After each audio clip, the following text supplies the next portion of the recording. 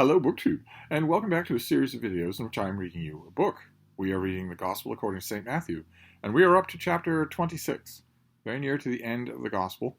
It's a long chapter, and it's in the King James Version, which is going to account for the antique language, but you're still going to know, if you're a Christian, you're still going to know these words, some of them anyway.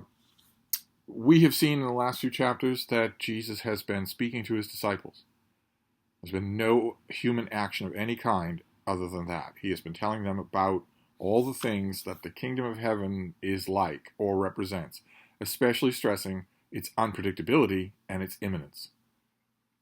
And there's a method to the madness, because no sooner has he said all these things than he himself is abruptly taken by the law, which is what we're going to get in this chapter. And it came to pass, when Jesus had finished all these sayings, he said unto his disciples, Know ye that after 2 days is the feast of the Passover, and the Son of Man is betrayed to be crucified? Then assembled together the chief priests and scribes and elders of the people unto the palace of the high priest, who was called Caiaphas, and consulted that they might take Jesus by subtlety, and kill him. But they said, Not on the feast day, lest there be an uproar among the people. Now when Jesus was in Bethany, in the house of Simon the leper, there came unto him a woman having an alabaster box of very precious ointment, and poured it on his head as he sat at meat. But when his disciples saw it, they had indignation, saying, To what purpose is this waste? For this ointment might have been sold for much, and given to the poor. When Jesus understood it, he said unto them, Why trouble ye the woman? For she hath wrought a good work upon me. For ye have the poor always with you, but me ye have not always.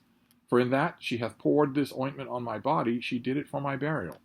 Verily I say unto you, wheresoever this gospel shall be preached in the world, there shall also this, that this woman hath done, be told for a memorial of her. And as I mentioned when this story is told in Mark, good for the eternal memorial, but doesn't merit a name. Then one of the 12, called Judas Iscariot, went unto the chief priests, and said unto them, What will you give me, if I deliver him unto you? And they covenanted with him for 30 pieces of silver, and from that time he sought opportunity to betray him. Now the first day of the feast was of unleavened bread. The disciples came to Jesus, saying unto him, Where wilt thou that we prepare for thee to eat the Passover? And he said, Go into the city to such a man, and say unto him, The Master saith, My time is at hand. I will keep the Passover at thy house with my disciples. And the disciples did as Jesus appointed them, and they made ready the Passover. Now when the even was come, he sat down with the 12. And as they did eat, he said, Verily I say unto you, that one of you shall betray me. And they were exceedingly sorrowful, and began every one of them to say unto him, Lord, is it I? And he answered and said, He that dippeth his hand with me in the dish, the same shall betray me. Son of Man goeth, as it is written of him. But woe unto that man by whom the Son of Man is betrayed. It had been good for him that if he had not been born. Then Judas, which betrayed him, answered and said, Master, is it I? And he said unto him, Thou hast said it. Gone over this passage again with Mark. Here, you'll notice when you're reading this, especially if you did the last gospel with us, that Matthew is copying Mark word for word here. There's almost no changes at all. And I expressed then my confusion. I'll express it briefly here now, which is why any of this needs to happen.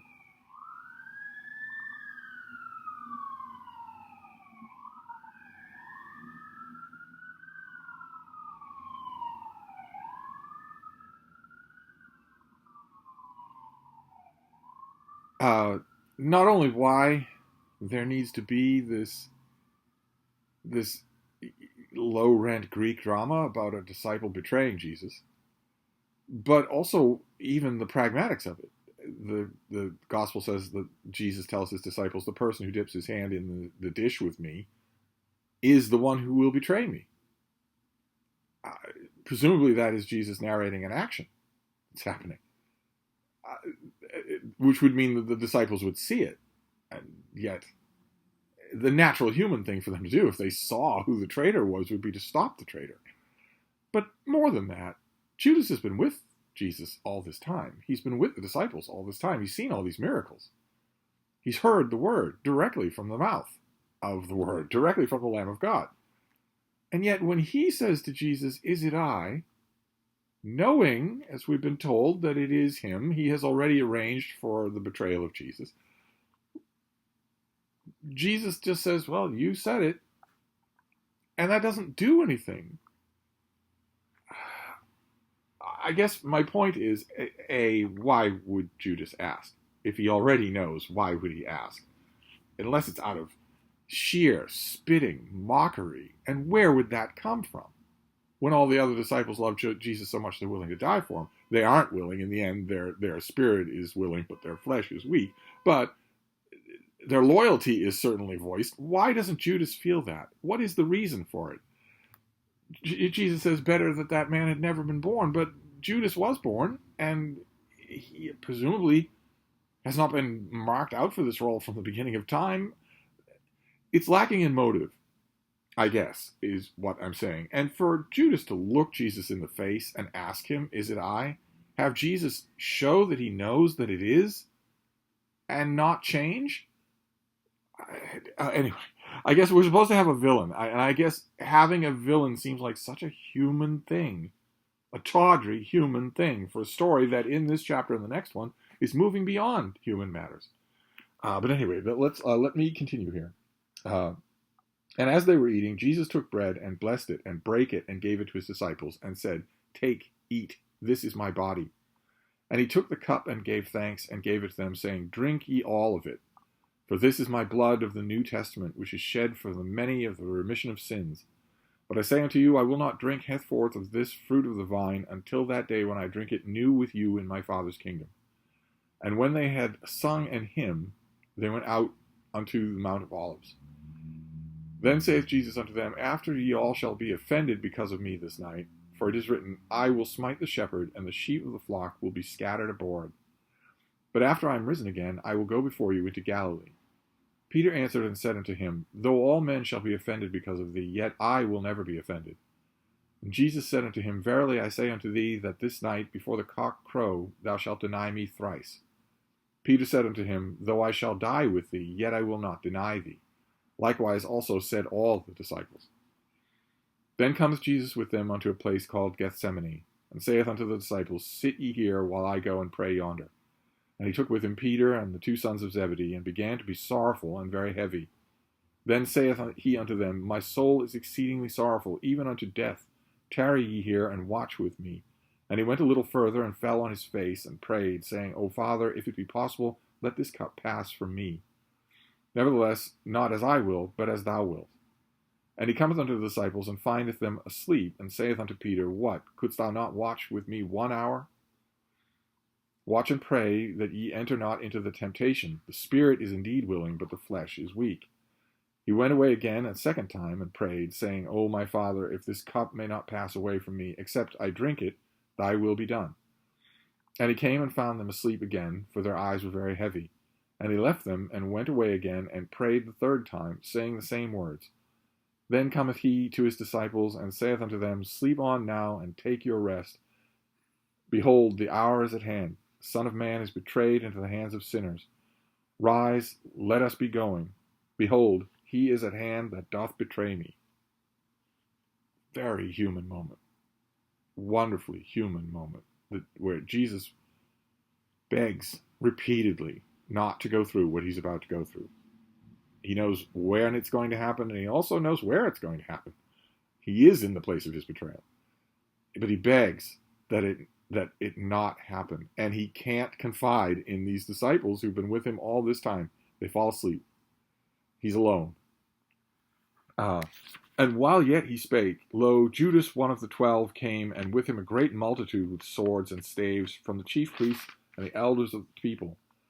Now he that had betrayed him gave them a sign, saying, "Whomsoever I shall kiss, that same is he. Hold him fast." And forthwith he came to Jesus, and said, "Hail, Master," and kissed him. And Jesus said unto him, "Friend, wherefore art thou come?" When came they, and laid hands on Jesus, and took him. And behold, one of them which were here with Jesus stretched out his hand, and drew his sword, and struck a servant of the high priest, and smote off his ear. Then said Jesus unto him, "Put up again thy sword into his place, for all they that take the sword shall perish with the sword. Thinkest thou that I cannot now pray to my Father, and he shall presently give me more than 12 legions of angels? But how then shall the scripture be fulfilled, that thus it must be? In that same hour said Jesus to the multitudes, Are ye come out against as a thief with swords and staves for to take me? I sat daily with you teaching in the temple, and ye laid no hold on me. But all this was done, that the scriptures of the prophets might be fulfilled. Then all the disciples forsook him and fled. Notice the detail that's missing here, a little detail that's missing. One detail is included, which is that Jesus knows, he tells the sleeping disciples that my betrayer is at hand. But lodged in here and preserved from an earlier oral tradition is that when Judas comes to him and kisses him, Jesus says, What are you doing here? Those things don't go together. They're just, Matthew is gathering up. Probably you can picture whoever wrote this thing, you can picture having a number of different traditions in front of him, mostly Mark, but still not only Mark. Notice the naked man that runs from Gethsemane is gone. And also, one of the disciples brought a sword with him and cuts off an ear of one of the priests, of the servant of one of the priests. And in Mark, the servant is healed, and in Matthew, the servant is not. But let's move on to the end here. Although, well, I'll get to it. I'll get to it at the end. And they that had laid hands on Jesus led him away to Caiaphas the high priest, where the scribes and elders were assembled. But Peter followed him afar off unto the high priest's palace, and went in and sat with the servants to see the end. Now the chief priests and elders and all the council sought false witness against Jesus, and to put him to death, but found none. Yea, though many false witnesses came, yet found they none. At the last came 2 false witnesses, and said, This fellow said, I am able to destroy the temple of God, and to build it in 3 days. And the high priest arose, and said unto him, Answerest thou this nothing? What is it that which these things witnesses against thee? But Jesus held his peace. And after the high priest answered and said unto him, I adjure thee by the living God, that thou should tell us whether thou be the Christ, the Son of God. Jesus saith unto him, Thou hast said it. Nevertheless, I say unto you, hereafter you shall see the Son of Man sitting on the right hand of power, and coming in the clouds of heaven. Then the high priest rent his clothes, saying, He hath spoken blasphemy. What further need have we of witnesses? Behold, now ye have heard his blasphemy. What think ye? They answered and said, He is guilty of death. Then did they spit in his face, and buffeted him, and others smote him with the palm of their hands, saying, Prophesy unto us, thou Christ, who is he that smote thee? Now Peter sat without in the palace, and a damsel came unto him, saying, Thou also wast with Jesus of Galilee. But he denied before them all, saying, I know not what thou sayest. And when he was gone out into the porch, another maid saw him, and said unto them that were there, This fellow was also with Jesus of Nazareth. And he again denied with an oath, I do not know the man. And after a while came unto him they that stood by, and said to Peter, Surely thou also art one of them, for thy speech betrayeth thee. Then began he to curse and to swear, saying, I know not the man. And immediately the cock crew, and Peter remembered the words of Jesus, which said unto him, Before the cock crow thou shalt deny me thrice. And he went out and wept bitterly. And that ends this chapter in complete disarray. The disciples are scattered. Peter has been broken. It's not just that he's scattered. It's that he has been shown that he is weaker than he thought, that he was words but not deeds. And that breaks him. And Jesus has been arrested and found guilty. I have my usual meta criticisms of this. Also a minor criticism of this. I want to point out, this is how a prophecy works. There's nothing like this in the Old Testament. There's nothing at all about the shepherd shall be taken and the sheep shall be scattered. In order for that to be a prophecy, the Old Testament would have to say a shepherd whose name is Jesus will be taken. And the sheep, and then name some of the disciples, will be scattered. If you just say a shepherd and sheep, it could be anything at any time, interpreted in any way. As it is here, interpreted metaphorically. Jesus is not a shepherd. But saying before an X, if very specific X event happens, you will have done very specific thing Y, and then for it to come out true, that is a prophecy. It's just not the kind of prophecy that fundamentalist Christians in my country, the United States, like to trot out as the reason why this holy book, this ancient manuscript, must be divine, whereas all the others aren't, because it has prophecies that are fulfilled. It doesn't. except for something that has been invented for this thing. But my meta comment on this, of course, I don't want to much interrupt the flow of the story at this point, but when Jesus says in the Garden of Gethsemane, do you not imagine that do you think I need your defense? Do you not imagine that if it were so willed, my Father could not send legions of angels to defend me? But I have to be taken and scourged and mocked and put to death in order to fulfill the scriptures. At this point, again, I want to ask, I know it's pointless, but I want to ask, why? Why do you need to do that? What possible difference does it make that you fulfill scriptures?